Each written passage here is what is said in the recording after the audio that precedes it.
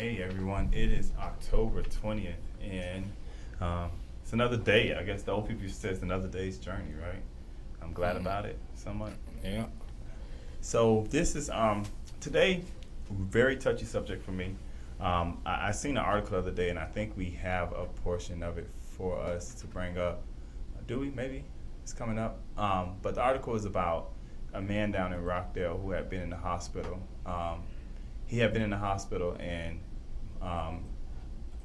I guess at a certain point, his Medicare gave notification to the hospital that they were not gonna be covering him or something like that. The hospital, to their record, they put out a statement saying that they had given the guy other options, right? Before they put him out, but they put him out, and he still had tubes in his body. And the police, the sheriff, I think, of Rockdale County ended up being the one to come out and get him and end up publicizing this article. And it's just a reminder of our healthcare system and how important it is to us as a nation. Like, one of the things that's really interesting is that I remember the movie John Q, and it is so powerful. But the storyline of it was about a man, literally, whose son needed heart surgery, and he couldn't afford to get his son the heart surgery. So when he couldn't afford to get his son heart surgery, he did the best thing he could do in order to make sure his son lived. And I remember a part of the movie, he said, my son would not bury me. Right. I would bury my son.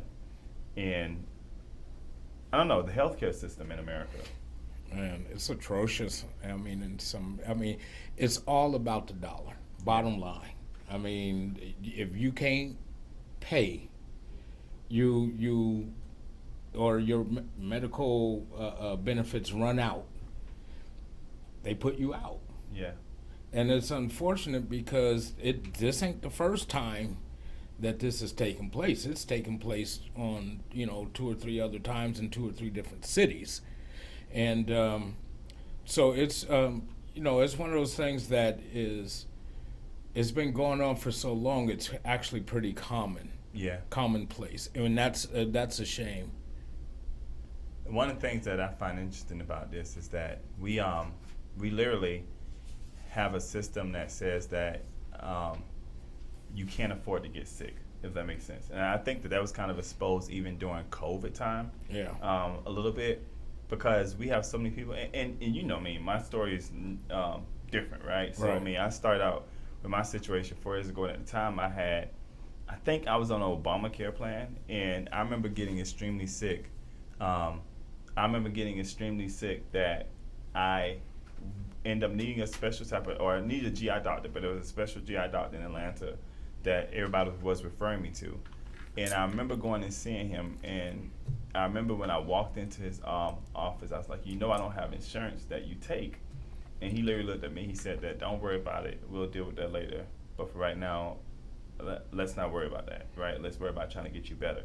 But it's not a lot of doctors out there who would do that. Right. And luckily enough for me, by God's grace, I was able to finally find a job and get back to work and have insurance that he took. But not a lot of doctors out there do that. And it's sad when we have so many different people out here who can't afford to allow their, if their babies are sick or they're sick, or some people who go to work, and even COVID exposed it a lot, because we had people who were really afraid and really at risk. And I even speak from the perspective of being in restaurant management, people who should not have been out during the midst of the height of COVID, when we didn't have a lot of answers that we have now. Right.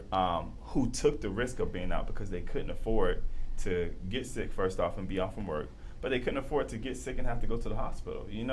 And so many times people will stay home and not go get the treatment they need because they don't have insurance, or because they know the insurance won't cover it, or because there's this high deductible. Right. And we talk so much about other countries, and about countries like Canada or countries like Cuba, who have what we call a open system of healthcare.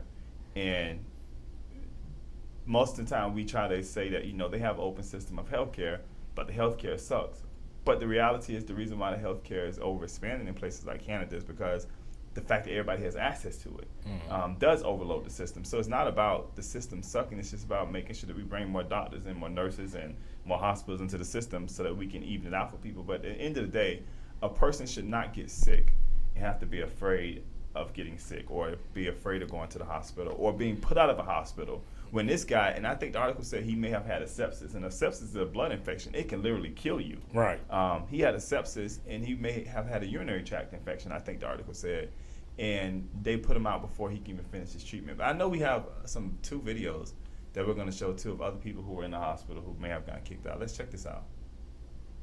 A hospital in Baltimore is investigating the treatment of one of its patients. Staffers left the woman dressed only in her hospital gown near a bus stop last night in the freezing cold.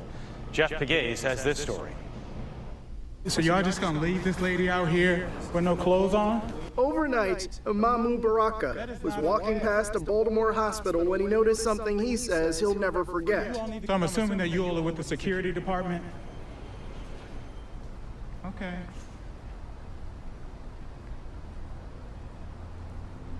Is there a supervisor available? The hospital's security guards had just wheeled a patient to a bus stop, and in the freezing temperatures, they left her there. The only thing she had on was a hospital gown. It's about 30 degrees out here right now. Are you okay? Are you unable to speak?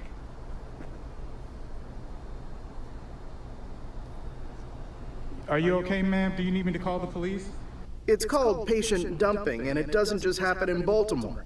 In 2007, 60 Minutes investigated the practice of removing homeless patients from Los Angeles hospitals and leaving them downtown. Often the patients are not insured or have other financial issues. It's unclear if that was the case in Baltimore. Go ahead and sit down.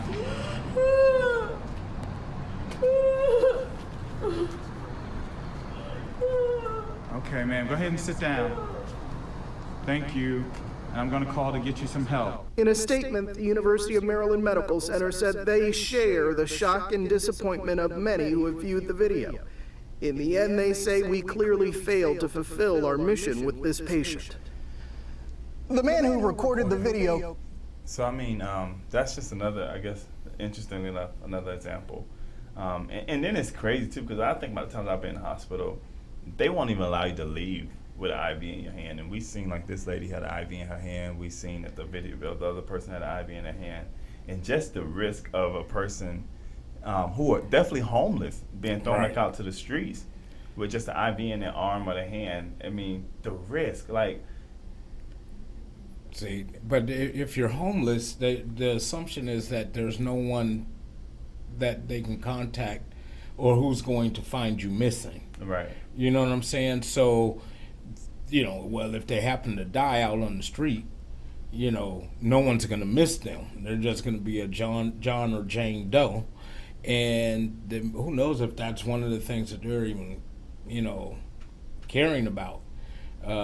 If that even factors in that it's just one less person that they don't have to deal with.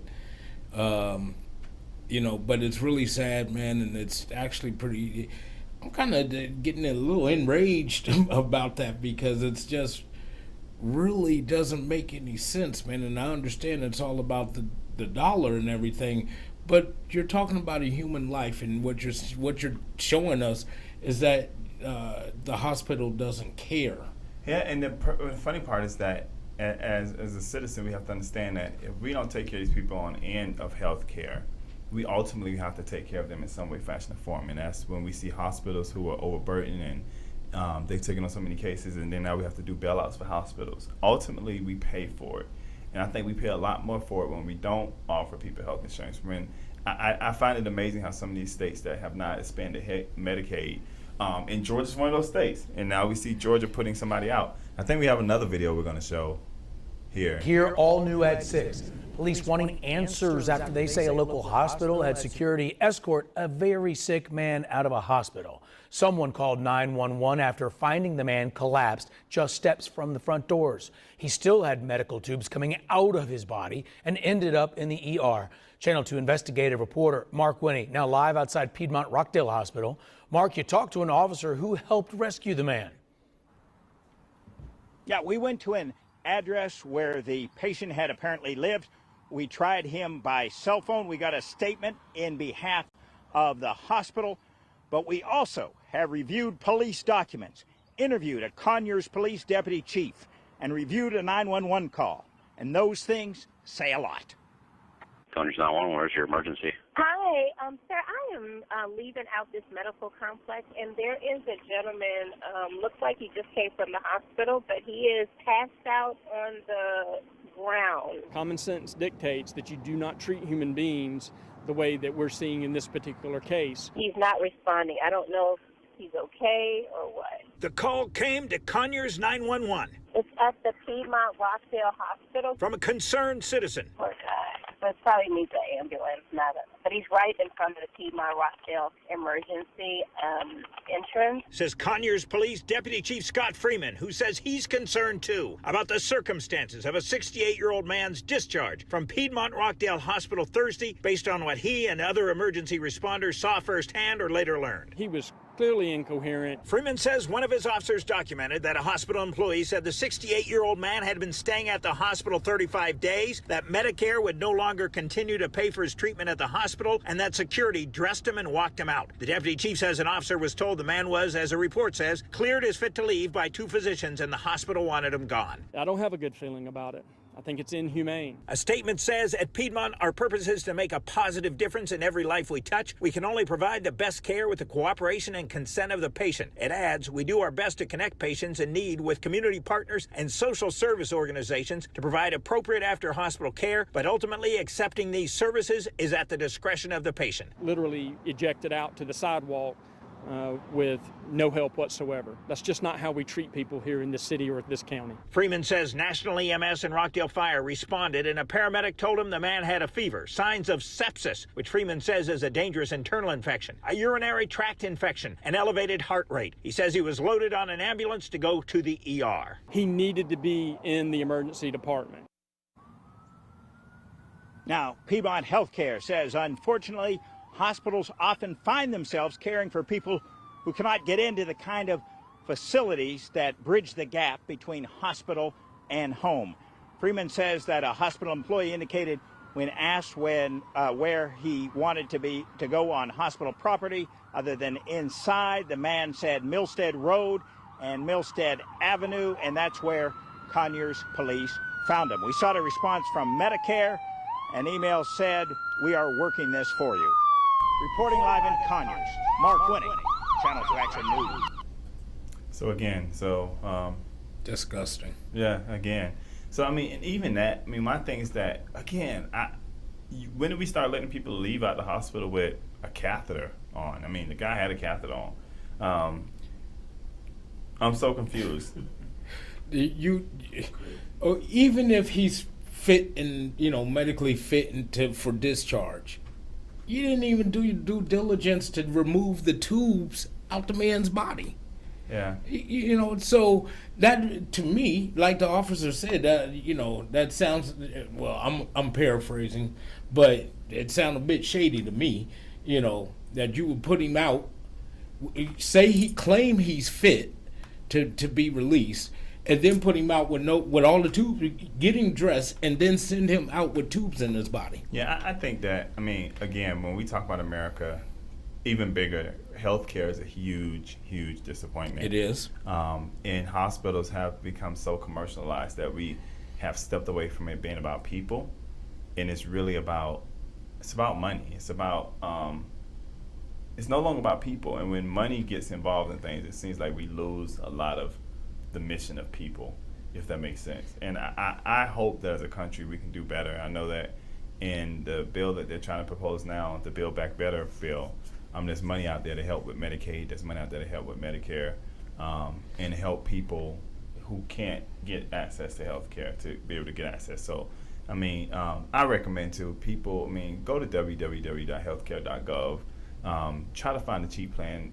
At least some plan is better than no plan. Right. And I know it's not the best option, but some plan is better than no plans. But this is a conversation I think that as a country we have to get serious about, and we have to start having, because people are dying while we're sitting here worried about this pettiest of stuff. And this guy right here, thank God that good people found him. And it's again too, what I'm really proud of is this African American man, and this is a white police officer who found him. And for him to be standing up and saying that, it reminds us that that everybody who wears a uniform is not a bad person, right? No matter what race or creed you come from, it's not a bad person. So we really got to continue to have a discussion about healthcare, and maybe we could bring somebody on who's maybe running for health secretary of the state of Georgia, and try to see if they can come talk about some things we could do differently in Georgia. Yeah, that would be that's a good idea. And I tell you, it's because that kind of thing, it could be any one of us. At any at any time, any given moment, you get sick and your health care is not up to par, or you just don't have any. That could be you. Yeah. You know, and it just real easy. You stay there for 2 or 3 days, a week or whatever, and that could be the end of it for you. And now you're out on the street trying to figure it out. And like you may mention earlier, about the financial side of it and everything. A lot of people go without health care because they have to it's so expensive. Yeah. Even the deductible, people are trying to make decisions, yeah. Pay the bills or eat, and or do I pay to get the kids medicine? Right. So these are some of the things that there are some programs that are out there, to help supplement the cost, but is it enough? That's really the question. Is it enough to take, if someone who is financially challenged, or maybe they just, maybe they're working at Taco Bell or something, and they're just not making enough to make ends meet, and they come across a situation like this, how does health care come into play for them long term? Short term might be okay. You're in and out, maybe an outpatient surgery, and that's it. But what if you need a longer stay? What if your medicine is, $500, $500 a month? Yeah. You're talking about that plus whatever your rent and utilities and car note, whatever you have might be. And so, you have a lot of people going without health care, or going without taking care of themselves or their families the way that they should. And some of them, their jobs offer health care, but it's just so expensive that they don't even want to participate in it because of the amount it costs. Yeah. Some people, I remember I used to tell a person before, they was like, what do you work for? And I said, I work for my health insurance, literally. Because by the time I got my check and they took out for health insurance, it wasn't anything. Yeah. So, we just want to keep in mind that it could be any one of us at any day and time that could be in that situation. So let's continue to pray, I guess, for the healthcare system in the United States, but let's not be silent on it. And this needs to be something that we continue to talk Absolutely. about. But we want to continue to remind everybody that we have a really, really, really, really hot event going on. If you're in the Cobb County, Paulding County area, join us on October 23rd at 4 p.m. at Courageous Church, where we'll be hosting our second One Accord Conference. Come out, man. We have some powerful, dynamic speakers. And you can go to our website at www.blackpush.org, or go to our Facebook page to find out more information about what's going on Saturday. But we are excited, and we hope to see you there.